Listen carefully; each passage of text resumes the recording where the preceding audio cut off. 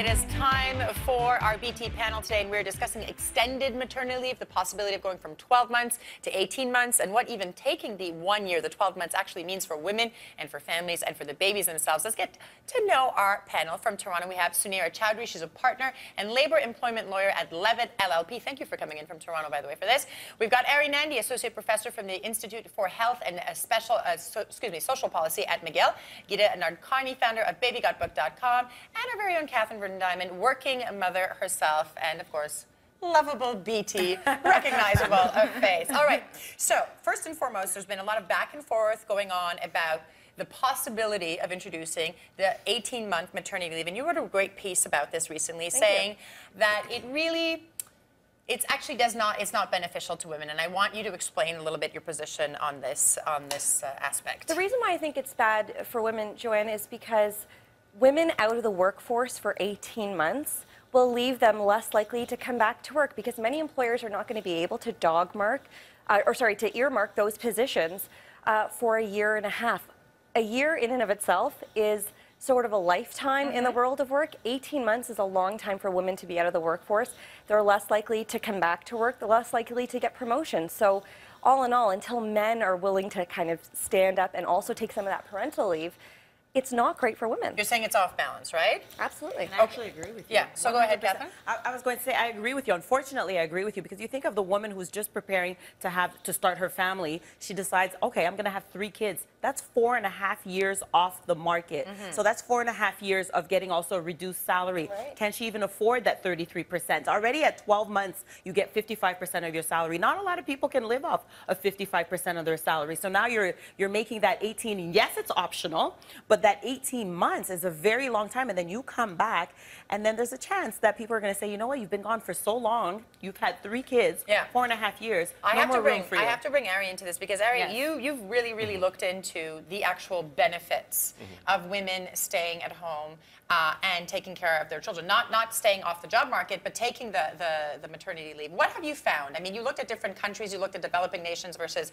the West. Tell me a little bit about the findings and sort of how that gels with the actual current situation in a country like Canada. Yeah, I'd say generally speaking, extending the duration of paid leave benefits has benefits in terms of social, economic, population health benefits, but it does vary depending on the duration of leave, which are the points that the panel is making. So in the case of Canada, we've done some analysis looking at the Quebec plan.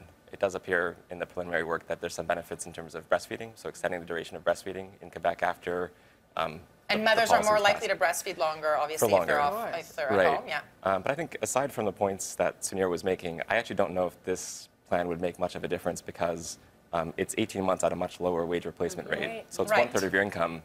And it's unlikely, I think, that a lot of people would be able to support themselves comfortably for 18 months. On $362 a week is what it works out It's a huge difference. Yes. You can't get to the Habs playoff game, right? Well, that's another story. But Gita, you hire a lot of women, and right before we came on the air, you said, well, you have to come work for me, because I think that extending mat leave makes a lot of sense. Explain that. It does. And it's because I think it's easier when you look at the health outcomes, when you look at the fact that the pressure is then distributed.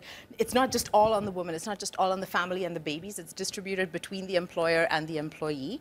I think it's easier to hack company policy and social policy than it is to hack our basic biology. So you'd flip it? I would flip it. Here's what we do. When we hire based on unique abilities. Right now, I have an employee who's going to go on to mat leave, so she is helping me train her replacement. We're very clear. These are my needs: stability, profitability. These are your needs. You want to have this, to come back to. So here's what we're going to do. And our goal is, during the time that she's off, this new person is going to help us grow the company so that we can have both. Okay. At the end of it. But Gita, you're in a very particular situation. You run your own company, and you said it's easier to hack sort of the company policy than biology, which is a fact. We can agree that women have a limited amount of time to have children. But let's talk about, if you're working for a large company, how that makes sense. Is it possible to hack the company versus, hacking biology? Because we're not hacking the biology. We can't do that yet, but who knows? But when it comes to companies, the issue is, sure, larger institutions will probably have the bandwidth to maybe extend a mat leave from 12 to 18 months, although I don't know that that's true. but the majority of employers in this country are small employers. I'm a small business. With 3 to 5 employees. Absolutely. So often the employer is going to be the one that will have to step in, and that is going to deter employers in the long haul from actually employing women in the first place. Well, you wrote an interesting article. Yeah. You were saying that you were hiring a woman who, you know, it was pregnant while you were hiring 5 her. months pregnant at the moment where we were doing the And you interview. caught yourself wondering whether or not this was a good decision. Because I was scared, and I said it to her. For once, I was like, you know what, I'm not going to play like an amateur and pretend I have all the answers. I don't have the answer to this. I'm going to reach out to you, my teammate, as a partner and say, I'm terrified that I'm going to learn to lean on you. You're going to take out all the stuff off my plate, and then you're going to disappear right when I get used to having you. So if you're willing to join me and figure out a solution and train somebody else to take that off my plate, then let's do this because I really like you. I think what you're saying is very interesting, but I also have to say that the fact that you're a woman, the fact that you accepted a woman to come in at 5 months pregnant and work for you says a lot. But I don't think that there are a lot of men out there who would have seen this 5-month pregnant woman come in and say, you know what, you're right for this position. I'm going to give you an 18-month maternity leave, and we'll see you later. I want to bring Ari in on this, not because he's a man, but it's interesting. Obviously. but also you've done a lot of research into this.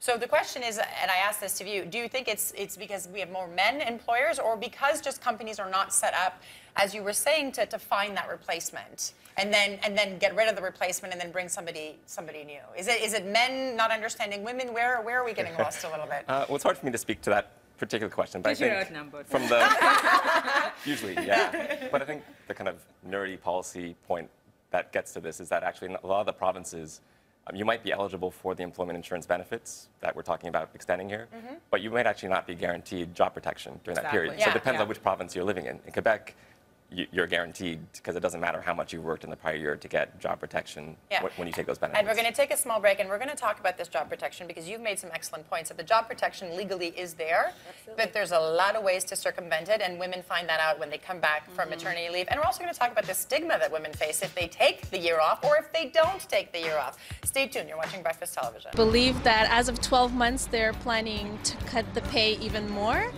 For me, I would have to go back to work at 12 months regardless, even if they made it 18 months. When they're young, they get a chance to bond with their parents, and the parents can spend some time with the kids because they spend too much time away from them as they're older. Well, better kids are how to say, structured by the parents when they're young. It's less trouble later. That is the question, to stay or to go back to work. 12 months. Is 12 months too long? There's a proposal for 18 months maternity leave now. Our panel is here to discuss all of it. I want to bring Ari into this to begin with because, Ari, you're comparing Quebec's current maternity leave to the rest of the country, and you've also compared it to many different countries. So are we doing okay in this province, do you think?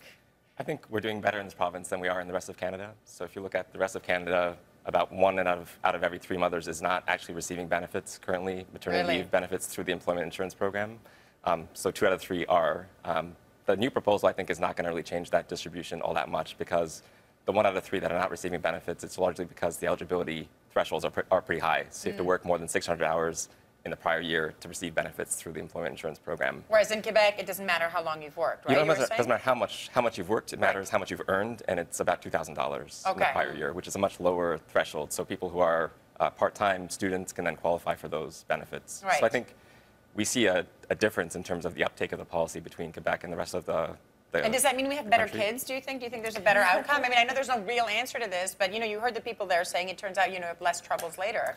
That's kind of hard to say. I mean, so we're They're still kids at this point. Yeah, exactly. Nobody's raising murderers. We're all hoping that they're turning out all right. Yeah. Catherine, I want to bring you in because, you took your mat leave when you had your babies. 12 months for both of them. Right. And, the only thing for me that would prevent me from doing the 18 months is because I'm thinking salary-wise. I'm thinking, I don't know if I'm going to do this for 18 months. I would come back after 12 months. But the 12-month period that I had off, it was the bonding time. It was the 12 months that I breastfed both of my kids. It was that privilege of having that. And the 18 months, if it is introduced, first of all, it's optional. But if you do happen to take it, what's great about that is the older age that you're also putting your kids into daycare. All of those things, some parents, remember when it was 6 months? My mom had 3 weeks back in the day, exactly. right? So there are so many women who had 6 months or even less. and then you're going back to work, you're still breastfeeding, your child's not even walking, none of those things. And so there's a nice thing about having, if you're able to having that time off, 18 months, and just having the time to bond with your child. And that's what you were saying. You're like, is it better for your child? We don't really know, but I know that bonding with the child is not bad. Yeah, and to be, you know, and it's that decision does become very difficult for the woman, because a big part of it is about going back to work, and is your job, so let's get into this. So legally speaking, your job is there. It has to be there. Yes. But in your article, you were talking about that companies have ways to sort of circumvent that, and oftentimes women will find themselves out of work with 2-3 weeks, a few months after they come back to work. Yes, it's a myth to think that a woman who's on maternity leave can't be fired. If there's a huge restructure at an organization, which happens all the time, which happens, or there's a shortage of work, or there is some real undue hardship on part of the employer, an employer can legally terminate someone who's away on maternity leave. And frankly, when it comes to who's going to be sitting on the chopping block, probably the people. She's first. Yeah. She's first. She's first, because guess what? We're doing fine without you here. Right. So which is really scary for women to hear, Which is really scary. And the thing is it'll affect women more because more women are taking the parental leave. Right. And Joanne, you were talking about the pressures. You know, I mean, even you coming back, you came back early. I came back at 6 months, and you know, to be upfront, I mean, our bosses are fantastic with us, but I work in front of the camera. It's unheard of that. I don't know of anyone who works in front of the camera who's taken a whole year off, right? There are different pressures for women. Exactly, you felt the pressures. And so the fact that you felt the pressures of coming back early, all of that says a lot about the workforce, says a lot about what's available out there, and how secure women are in themselves in thinking, when I come back, my job is there. Yeah, so you made an interesting point, Geeta. You said, okay, the companies can go ahead and they can abolish the posts and they can do whatever they want, and then you said you're going to be right there. Companies like yours are going to be right there. Companies like mine are going to snap up all the progressive parents out there. I'm sorry, we're going to get the best, we're going to get the creme de la creme, because I will tell you this, from having 2 children myself, I am a better employee, I'm a better employer, I'm a better worker than I have ever been in my entire life. My why is clearer. My ability to manage, to multitask, to run on no sleep, to like, I just, all of it. I'm stronger, I'm clearer in my purpose than I've ever been in my entire life. And that absolutely happened when I had my first child. Okay, but you are one of very few companies that runs like this. So I guess that, you know, the big question for everyone is, what do we do now, right? So if the 18 months is not very feasible for a lot of women, mainly because of pay, mainly because the pay is not available, and the working conditions coming back are potentially non-existent if you're getting fired. Right. So what needs to happen? Okay, the government can go ahead and say, hey, here's our goodwill, here's the possibility of 18 months. What needs to happen at a company level, do we think? And what happened to the companies that paid? I know for my first maternity, both of my children, my company paid the other percentage. So I got 100% of my salary, both maternity leaves. I know if I had another child right now, which I probably will not, but if I had another child right now, I wouldn't be in that situation. And so that's why I wouldn't take the 18 months, because 33% of my salary is a big no-no. So then does it become the company's responsibility to change? Because as Geeta was saying, you can't change biology. So who's going to change in the end? I think employers in Canada already have a ton of obligations. To put it, this new obligation on employers to pay more during mat leave might be much too onerous. But I think what has to happen is that the stigma associated with men taking parental leave, it's still alive and kicking in this country. You know, something has to be done about that. Yeah, I agree. Yeah, that's another area where I think Quebec is doing better, because through the parental insurance plan, you can get 3 to 5 weeks of paid leave designated for fathers, and actually the uptake of that has increased dramatically since 2006. And what about the rest of Canada? What are we looking at? The rest of Canada, there's no paid benefit, no designated leave for fathers, so they can take shared leave, but research shows that fathers generally don't take the shared parental leave. And by the way, part of the reason, I'll say this from my own self, is that you want the mom to have the time. She's breastfeeding. Yeah. So even if the dad wants to be there, he may feel obligated to go to work to provide so that the mom can bond with the baby. Like, it's not just that men don't want to, you know, we're like, we want the glass ceiling to stay in place. It's not like that. So I do think that, for me, I think that the fact that we're having this conversation is exciting. And there are companies out there who have extremely progressive policies. Those are the ones that I turn to for business coaching and mentorship, because I'm like, you're doing it, you've hacked the system, teach me how to do it. And then I get my employees on board. I don't even think of them as employees. I'm just using that word because we're using that word. They're my teammates. We grow together. We look at the problems. Everybody has buy-in. They want my company to still be there so they can come back to work. She's getting bombarded by emails. Yeah, as we speak. Listen, we've run out of time, but essentially the 18 months, we'll see if it actually happens and if any women actually take it, given the fact that you're going to be making very, very little money. I want to thank all of you for joining us this morning. We could continue this for another 3 years because it's not going to get resolved overnight. Thank you again for joining us. All right, stay tuned. So much more to come. You're watching BT on City.